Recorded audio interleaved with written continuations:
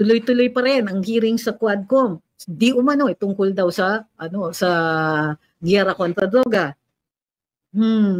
Kala ko iniwan na nila sa 19th Congress. Hindi. Hindi naman nagbabago ang kanilang goals. Get rid of Inday Sara. Get rid of the people who are helping her. Get rid of all potential allies. Pahirapan lahat ng mga taong kailangan ni VP for a successful 2028 plan. Yan lang po ang inaatupag ng mga nakaupo sa pwesto. Imbis na atupagin, flood control, PhilHealth, pagkain, tubig, kuryente, internet, VP Inday pa rin. Ang bukod tangi nilang hinahampas. At kahit nasa kasagsagan na rin ng baha, nasa gitna na ng baha, nakatayo sa tubig, ang karamihan sa mga nasa flooded areas at dumarami na po ang mga flooded areas, yan pa rin ang nasa utak nila.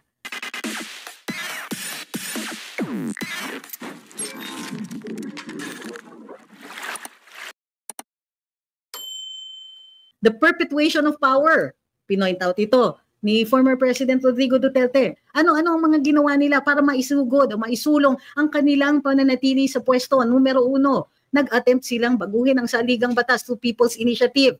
Nung nabisto yon, anong ginawa? Trinabaho si Vice President Inday Sara bukod sa pinahirapan at kinwestiyon doon sa confidential funds. Yung dating binabawasan ang pondo niya sa Office of the Vice President. Pinressure siya to the point na kailangan niyang ito na iniresign na niya ang Department of Education at tumiwalag na sa Marcos administration.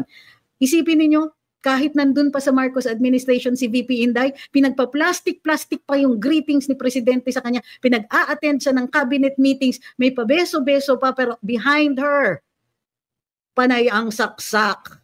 Walang isang salita ang administrasyon na ito. Habang nagkukunwari na pinupuntirya at supposedly pinoprotektahan ang interes ng taong bayan nitong administrasyon na ito, tuloy-tuloy pa rin ang pagtatrabaho sa mga Duterte. Tuloy-tuloy pa rin ang mga paghahanap ng mga nagwi-witch hunt sa mga allies ni VP Inday. Hindi lang ginagamit itong flood control para magpa-cute at magpa-political pogi points ang presidente, ngunit isa na namang paraan para idiin ang kanyang mga political enemies.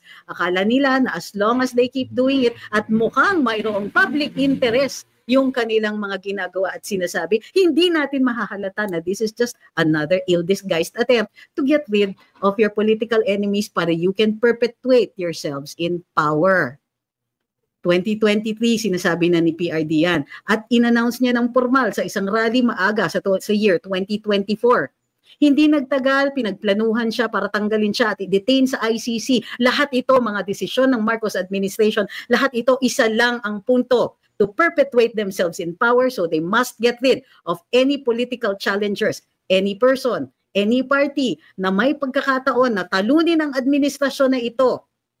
Yan po ang puntirya nila. Pero huwag tayong mag-bashing sa sarili natin. Huwag tayong malulong sa nega thoughts. Yung mga di naman maulang mangyayari, tamad ang mga Pilipino, ayaw nilang lumaban, wala ang military, busog. Enough! This is not the time na mag-perpetuate ng paghihiwalay-hiwalay natin. Hindi ito ang paraan para manalo. We need to stand together. No more blaming the voters. No more blaming our leaders. No more, stop the blame game kung sa atin. Isa ang enemy dito, tandaan natin.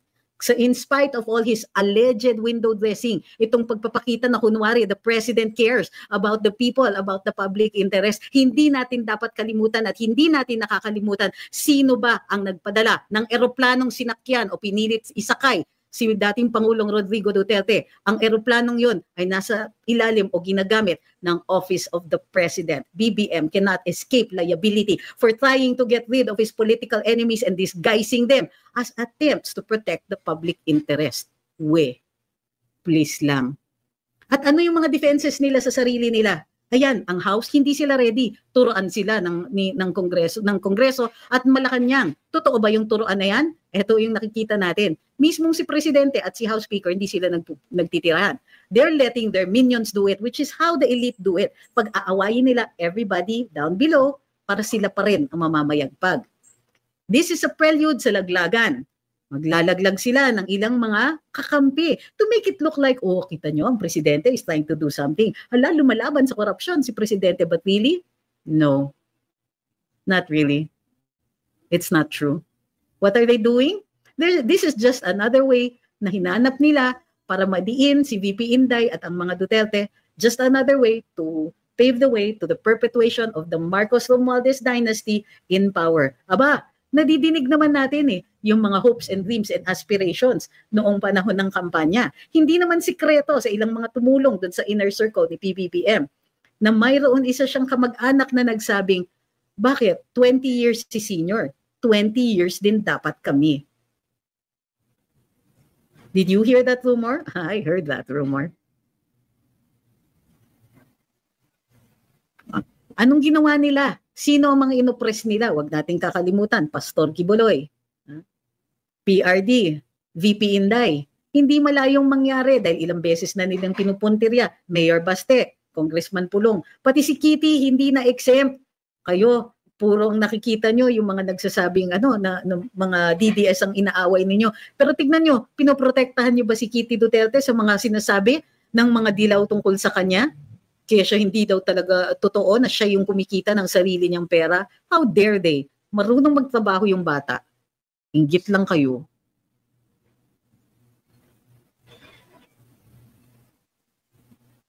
Sabi ni Ken, we are not Duterte supporters for nothing. PRD didn't back down from challenges and neither did VP Sara. Tayo pa kaya na millions of voters. Take note, millions.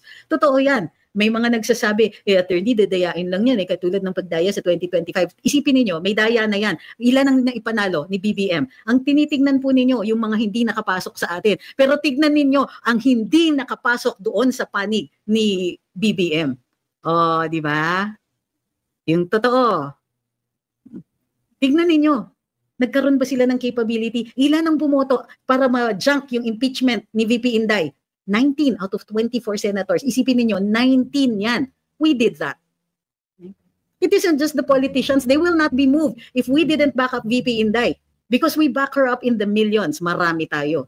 You think they're not aware of that? If they aren't, they should be. But so should we. We should be too. We should be aware. Be aware of what our capabilities are. Kung tayo lang, tayo, ay mag-create ng mga activities natin, building up to one big one. Mag-motorcades, mag-small rallies, mag-noise barrage tayo. Kahit di tayo aalis ng bahay, magpatay tayo ng kuryente for 1 hour in solidarity with PRD. Ang dami nating pwedeng gawin para maipakita dito sa administrasyon na ito na marami kami and we don't like you. Guess what happens next?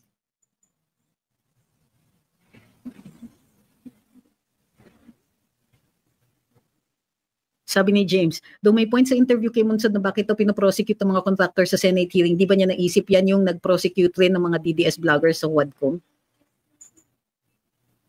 Ano daw? Parang ang labo nun. Di ba?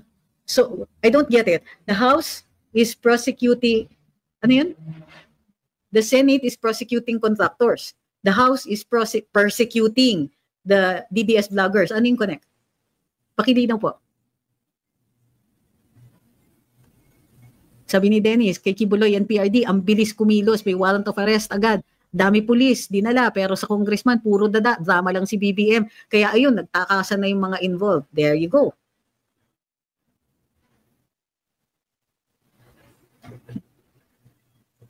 Hi kay Batman.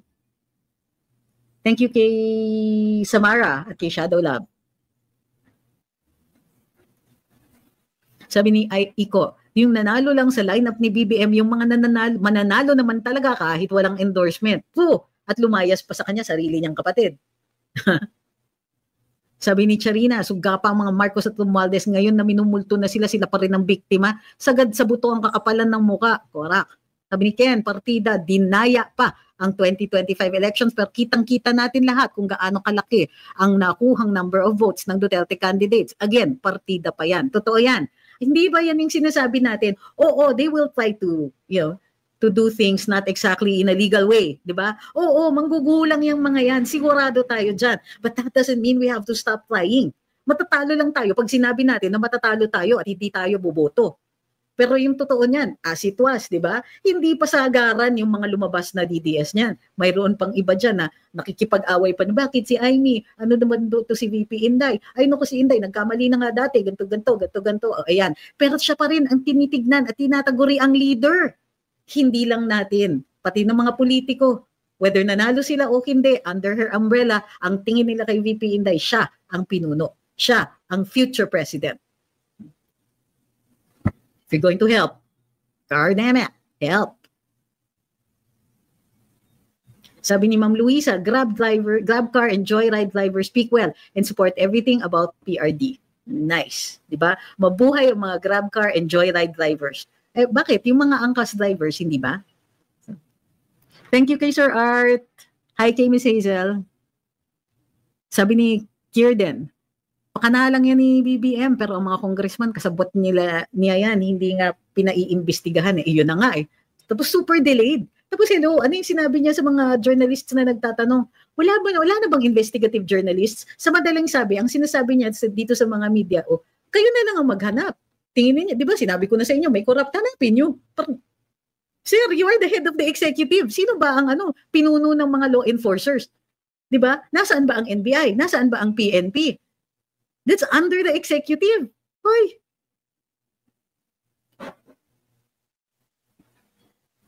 Sabi ni Jojo Banana, naka-1 to the max ang mga buhaya ngayon dahil na-diet sila sa korupsyon under PRD. At for sure, magugutom na naman sila come 2028 under Sara presidency. Sabi ni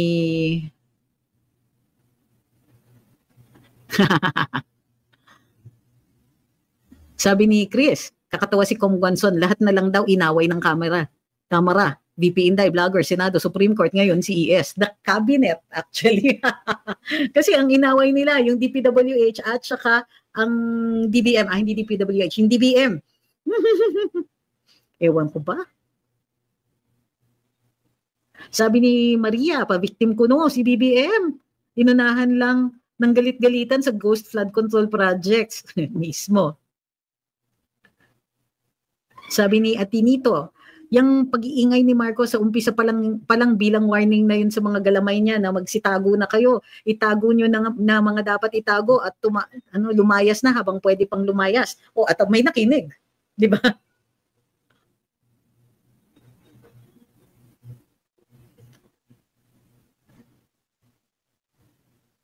Sabi ni J. Matthew, natakot sila kay Inday, tapos si Vico pa ang balak nilang iporma kay VP. Dahu siya sa Mindanao. Oh. Sabi ni Ma'am Christine, BBM's campaign promise is continuity of PRD's policies and governance style. But when he got into position, campaign promise ni Lenny, which was rejected by the electorate naman ang ginawa. Ay, nako.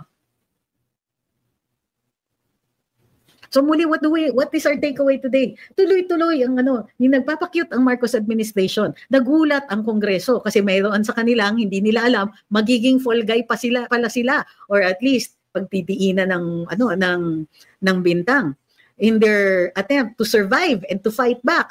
Malaban sila against the executive. So ngayon, BBM has lost control of the narrative. Bukod sa hindi talaga siya nag-iimbestiga, hindi talaga siya late na siya nagfo-form ng ng kanyang fact-finding body.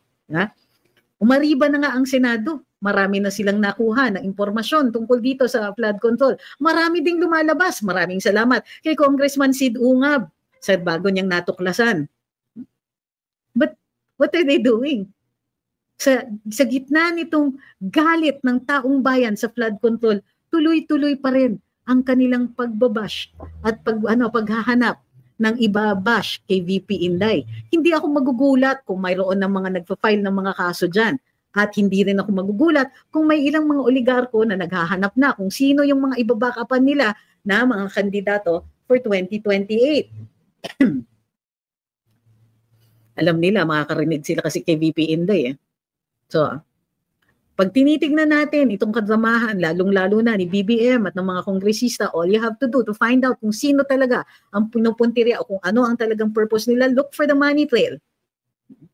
Yung iba dyan, they're already posturing at naghahanap na ng ilalaban sa 2028. But it's whistling in the dark.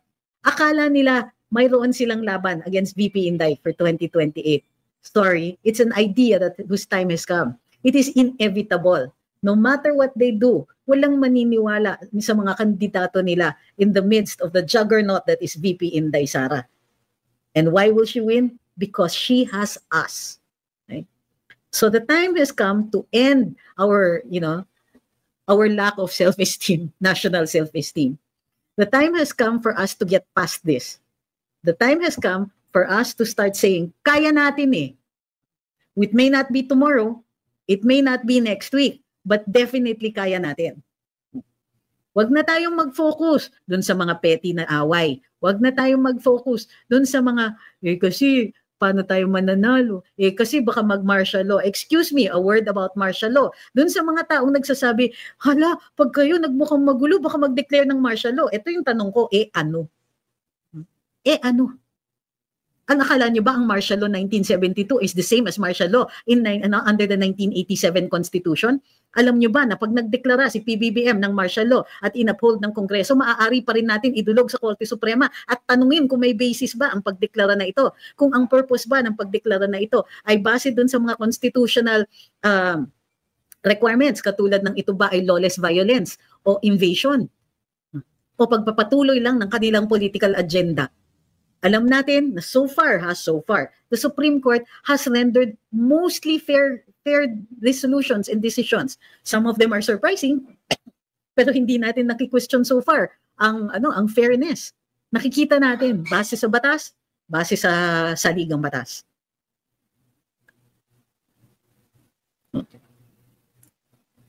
Back up. This is the time to have confidence in ourselves. Ang dami natin. Tayo pa ba ang magdududa sa capability natin na manalo? It doesn't have to be in the same way that we've always done it. Hindi natin kailangan right away na magpupulong-pulong tayo sa ibang lugar. Pwede tayong mag-motorcade. Pwede tayong by groups, show up in one person's house, mag-selfie kayong lahat na nanonood ng Senate inquiry. Doesn't have to be millions. Pwede tayong a few dozen in a lot of houses. All over the country and all over the world. Ang daming paraan para ipakita natin na marami tayo. Ang daming paraan para ipakita natin na kaya natin. When the time comes and we should go, we will go. When the opportunity is there, of course we will go. But in the meantime, we can continue to make it very clear and plain to this administration, hindi na tayo masaya. They have abused the trust of the people. Inabuso nila yung kanilang pag-uupo sa kanilang pwesto.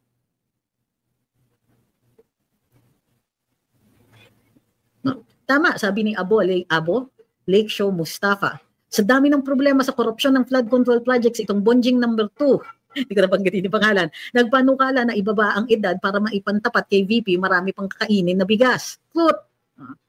Wala namang sinasabi din yung supposed candidate nila, wala naman siyang encouragement sa kanila na ganon. Posibleng ginagamit lang yung pangalan. The best thing that we can do for each other right now is to encourage each other. Hindi man tayo maka-attend, let's say, ng mga pagpupulong, abay tuloy-tuloy ang ating pagpupost. At least, huwag niyo namang sabihin, dito lang ba tayo? Sa social media lang ba tayo? Kung lang yung sinasabi mong pagpupost sa social media, bakit sila takot? Bakit kinailangan ipatawag yung mga vloggers? Bakit kailangan gawan ng paraan para matahimik yung mga pinakamaiingay sa social media? Bakit kaya? Gagawin ba nila yon kung hindi effective yung mga nagsasalita? So huwag niyo pong ilalang lahat ng pagkakataon na iparinig natin sa administrasyon na ito na alam natin ang ating mga karapatan. Aware tayo kung ano ang gusto natin gawin ng gobyerno. Aware tayo kung anong good governance ang hindi nila ipinapakita sa atin. 2024 pa lang dun sa grabing pang-aabuso o paglalapastangan sa saligang batas sa pagpasa ng 2024 and 2025 budgets, kitang-kita na natin ang kanilang intensyon. Sabi nga ni Kong Ungab, 2026 is the most corrupt budget ever. Partida yan. Dati akala natin most corrupt budget ever yung 2024, tinalo ng 2025 at ngayon, itinulak pa rin sa 2026. We deserve better. Are we going to let them keep doing this to us? Think about it and think about how we can continue to manifest and continue to show this administration that we are not happy with the leadership of BBM. That we cannot forget na in spite of his attempts to show that he cares, his attempts to show, ay, lumalaban siya dito sa korupsyon in his pathetic little ways, we will not forget that you let these congressmen get away with the 2024, 2025, and now the 2026 budget. Isipin niyo, sabi nila, isusoli nila ni National Expenditure Program sa DBM. Kung nasoli na nila, ano yung pinag-uusapan nila sa Kongreso? Ano yung dinadakdak-dakdak nila doon? Wala na palang NEP, binalik na pala nila, pero naghihiring pa rin ng APRO. Pinagsasabi nila. They've literally flipped, di ba? What's going on? Sabi ni Ola Piña, social media pa lang, panicking na sila. Correct. Wala pa tayo sa kalye niyan. So, we have the upper hand here. We have the numbers. Andito tayo. Kung ayaw ninyong mag-rally pa, aba, pwede naman tayo magpulong-pulong pa rin. Family members, all together, nood tayo. Panoorin natin para nasa mukha natin yung kapal ng kapal ng mukha ng mga pinaggagawa nila doon sa ating sa ating national budget. Isipin mo ilang bilyon, 21 billion ang nilaan para sa flood control, big ticket items in 2024. Nag-disappear almost overnight. Sa GAA, zero. Pero nakalaan ng pera. Part of that nanggaling sa foreign assistance. 2025, 67%, hindi naman zero, pero 67% ang kinaltas doon sa mga proyekto. Anong ginawa nila doon sa pera? Dinistribute sa iba't ibang mga congressional districts. Lahat daw yata nakakuha. Dinistribute para doon sa mas maliliit na so-called flood control projects. Hindi siya efficient at hindi nila tinatarget yung totoong problema, ang punot dulo ng pagbabaha. Gumawa sila ng mga what we call opportunity projects. Opportunity na may magawang fill in the blanks. Okay?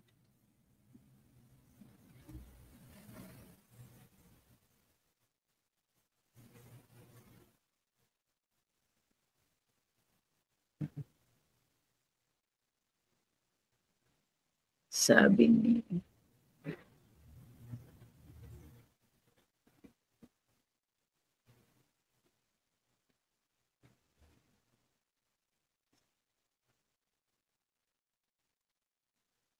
sabi ni Miss Aida, divide and conquer ang ginagawa nila. Gumagawa sila ng pagkampi-kampi ng pagpapanig para hindi tayo magkaisa. Kunwari nag-aaway sila para ayaw lang nila magkaisa tayo. Totoo yan. Totoo yan. Kaya pati yung mga statements, yung mga words like Imperial Manila, mga Taga-Luzon, mga Bisaya, mga ganyan. When you start using words like that, be very aware that you're dividing us. We are dividing ourselves. We are Filipinos, simple lang. Kung gusto niyo DDS, pero wag na tayong maghanap ng ibang mga divisions. Panig ni ganito, panig ni ganyan. Whatever. Taga-Luzon, taga-Maynila, taga-ganyan. Ito kasing mga taga-Luzon, ito kasing mga taga-ganito, ito kasing mga ganito. Kami magaling kasi taga-ganito kami. Oh, please. Hindi nga tayo pwede maghikayat ng secession eh. Kahit si PRD, ayaw niya yun eh. Stop the divisions. Hindi necessary yan. Feeling ko bored lang tayo, kaya tayo nagtitirahan eh. Pero wala na, ito na, mayroon pagkakataon ipakita dito sa administrasyon na ito na not only are you a weak leader, we are no longer, enamored by you. Di na kami naniniwala din sa mga pinagsasabi ninyo and we demand better service from you guys. Laki-laki ng binabayad sa inyo kung maka-travel kayo kaliwat kanan pagkatapos sasabihin ninyo na mag-increase pa kayo ng taxes.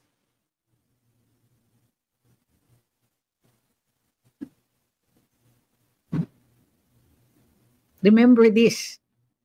Remember this moment. Pinagsasabi nito. Sila mag-block lang ako ng tool. Nagkukunwaring DDS.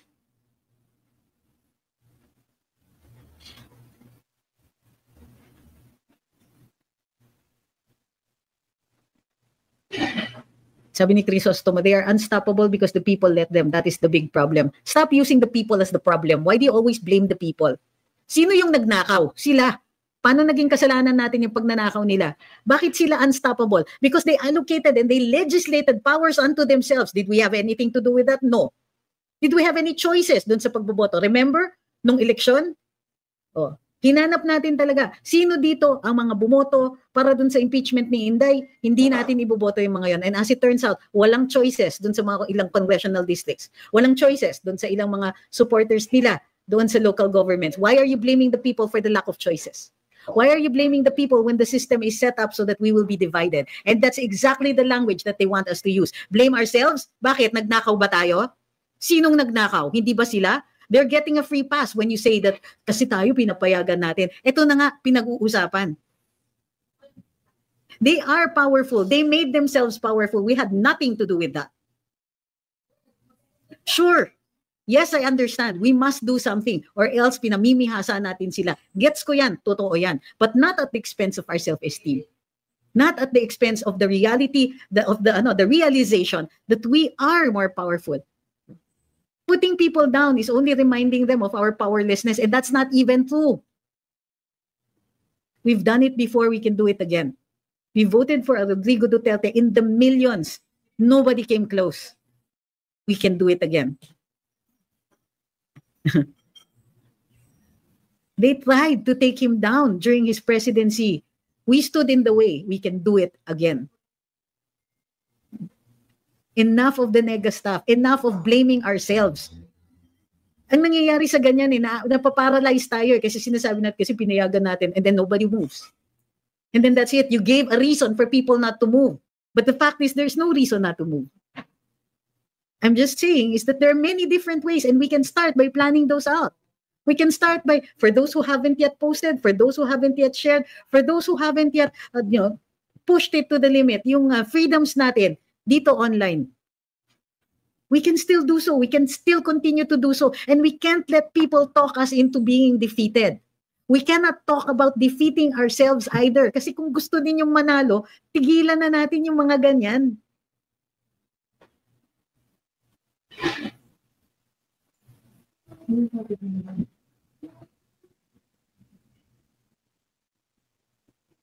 Sabi ni Rene, they are powerful. Look, napadisqualify ni Tambi kalaban niya. Isa lang yan. Pero tignan mo sa House, hindi na nila magawa yung dating gustong nilang gawin. Ang dadaldal ng mga dilaw. Hirit ng hirit si Laila de Lima, hindi sila nagkakaisa. Magagawa pa ba nila yung ginawa nila kay VP Inday? Hindi. Hinahampas na kayo ng pagkapanalo natin. Ayaw nyo pa rin. Nakikita ninyo yung parts na natalo, hindi nyo nakikita yung parts na panalo. Ulitin ko, sa Senado, ilan ang pinanalo natin. Better yet, sa Senado, ilan ang natalo kay BBM. Sure, nandyan si Tambi. Sinong umaaway kay Tambi ngayon? This is not the Congress ng 19th Congress. This is the 20th Congress and its composition is vastly different. They're not going to have an easy time of it anymore. Take the win. Kayo yung tao na sinabi na sa inyo, panalo ka na, kaso ganito, kaso ganyan kaso ganitong ginawa nila. Tignan nyo, andyan pa si Tambi, tignan nyo, talagang maghahanap kayo ng markers na natalo kayo when the fact is, you were fighting back in 2025 elections and hindi tayo natalo. If anybody, ang pinaka-disappointed dyan si BBM because he expected to sweep all positions. Isipin mo, presidente ka. You have the majority power. Party. You have virtually in the palm of your hands, virtually any party, all of the parties, all of them pledging loyalty to the administration. Hindi pa rin niya naipanalo ang buong Senate slate. This is one matigas ulo Senate. This is the first time I have seen in a long time when a president doesn't hold in the palm of his hand a Senate. Take the win. Hanap kayo ng pagkakataon na i-bash ang sarili. Kasi talo. Kasi yun pa si Tambi, but is he as powerful as he was in the 19th Congress? Of course not. Sabi ni Antonio, Tambi versus BBM versus DDS versus Pinklawan. No, of course not. We are alone. We are 40%. Huh? Hindi yan, that's not even an equation. It's a DDS versus everybody else and we can run right over them. Again, ulitin ko yung ginagawa ninyo. Hanap kayo ng paraan para sabihin na talo tayo when the fact is that the victory has been staring you in the face ever since the elections. Sino yung pinaka-naiyak sa election results? That wasn't us. We didn't even expect to win a single position. Di ba?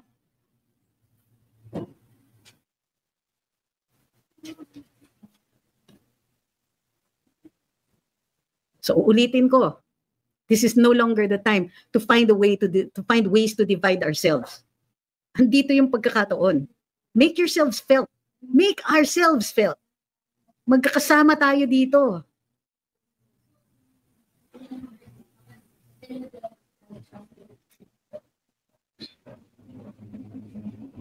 So maraming salamat sa pagsubaybay sa live natin ngayong araw na ito. I hope everybody take care of yourselves.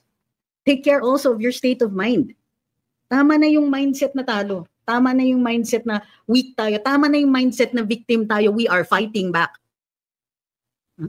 Hindi na, tapos na ang mga araw na we're just sitting down and galit tayo. There are ways and there are ways and there are ways. Let's be creative. And tama na yung mga divisions, tama na yung mga yan. Tama na yung maghahanap kayo ng away among ourselves. Bakit pa? Sayang oras. It's not going to bring PRD home.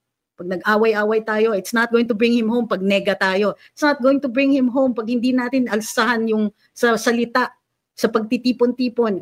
Not alsahan, mali yung word. Pag hindi tayo umandar, magtipon-tipon, and it doesn't even have to be physical yet. Mag-motorcade, mag-noise barrage, dami-daming pwede. Diba? Take heart. Kung naniniwala kayong talo, there's no way we're going to win. Tama naman yung ginagawa natin, di ba? Nasa side tayo ng tama. Bakit tayo matatalo?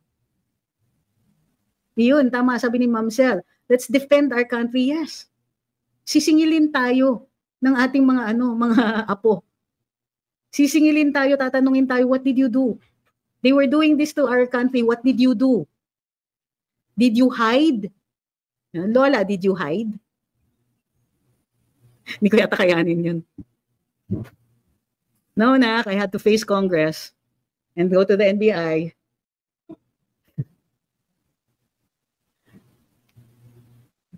So sabi ni Destination Dreamscape, malakas tayo, kailangan lang ng mga mamuno. Abay, mamili na kayo ng mamumuno ngayon. Mamili na. Kailangan ba politiko yung pinuno? Busy yung mga politiko natin, busy yung mga leaders natin, busy si VP Inday dahil sinusunod-sunod yung kanyang yung mga kaso sa kanya, yung mga issue sa kanya, hindi siya papahingahin. Papagurin nila ng papagurin si VP Inday kasi right now she is still the man to beat in 2028. So, you need the leader will emerge, but who says you can't choose one?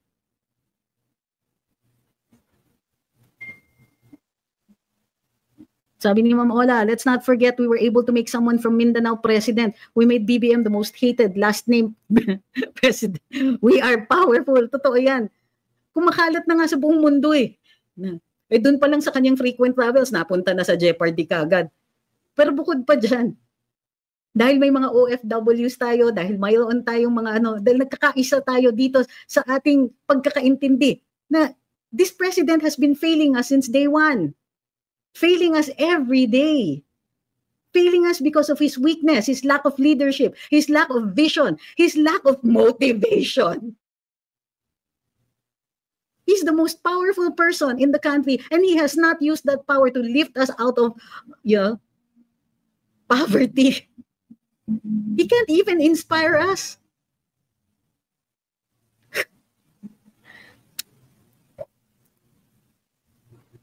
Think about it. Stop saying ang problema ganito. Maybe we should start saying ang solusyon ganito. You keep looking for excuses or reasons not to do something. It means you're avoiding it.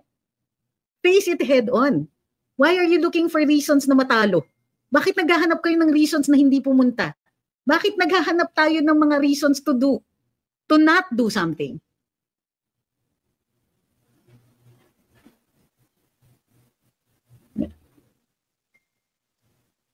Alam nyo, kahit 2-3 lang ang makonvince ng bawat individual na nakikinig sa live natin or sa replay, ang laki na.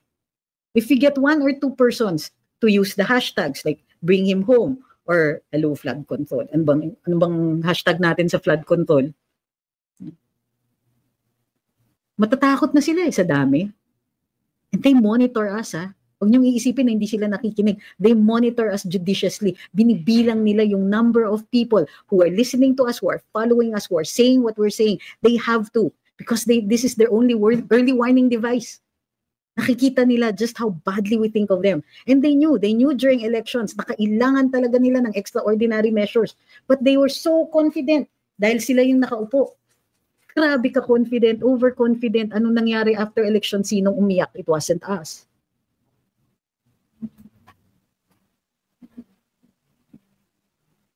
Yan. Fire it up. Inspire our countrymen. When the time comes, should a call be issued, maybe by then we're ready. Or if not, we can go to the rallies. Huwag natin i-expect na overnight mangyayari ito. Huwag kayong mawawalan ng loob pag maliit lang yung crowd. Diyan naman talaga nag-uumpisa ang lahat. Be gentle with ourselves. Stop expecting na malulutas yung problema in 1 or 2 days. Rome wasn't built in a day, and it certainly cannot be overcome in a single day either. Kaya natin to. And whether it is a mass action or the 2028 elections that will relieve us from this tragedy of a leadership, this chaotic, directionless, pathetic excuse for leadership. Whether it's mass action or the 2028 elections, I have no doubt that if we get together, and as long as hindi tayo magpapayag na i-divide tayo, we will overcome. All we have to do is protect our Vice President. And she will take this thing home. Home run tayo. So maraming sabi ni Ma'am Gracia, lame man-child president. Muli, maraming salamat sa inyong lahat. Food for thought from Luminous. Maraming salamat. Ingatan yung sarili ninyo. Ingatan natin ang kasusugan natin. Mahaba pang laban pero wala akong kaduda-duda. Magsama-sama lang tayo. Huwag tayo magpapadivide and we can bring this home to another Duterte presidency. Okay? Maraming salamat. Ingat-ingat.